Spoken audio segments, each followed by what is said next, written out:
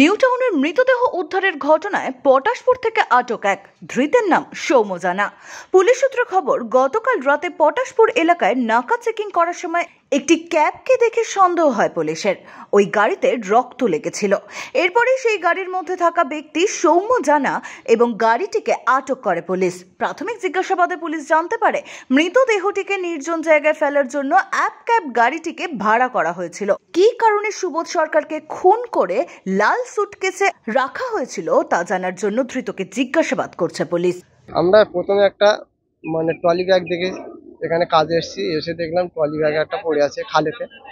তা খালে যখন ট্রলি ব্যাগ পড়ে থাকে নতুন দেখে আমরা বললাম হয়তো জামা কাপড় কিংবা কেউ ফেলে দিল কি, আমরা ভাবছি। পরে দাঁড়িয়ে দাঁড়িয়ে দেখছি, দেখার পরে 2-3 জনের সরো হলো।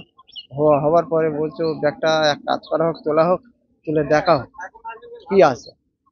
আমরা সেই মতন পরিস্থিতি নিয়ে তুলে নিয়ে উপরে যখন তুলে দেখলাম ব্যাগের গায়ে রক্ত ভাব আছে, দেখা যাচ্ছে হালকা। আমরা থানাতে কল করলাম, বললাম এতে যা কিছু হয়তো আছে, কি আছে জানি না।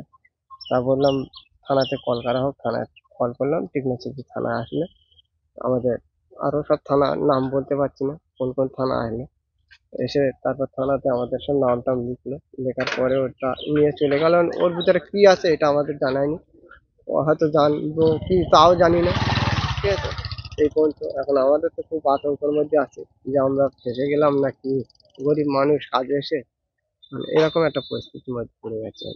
ব্যুরো রিপোর্ট, এক্সপোজ বার্তা।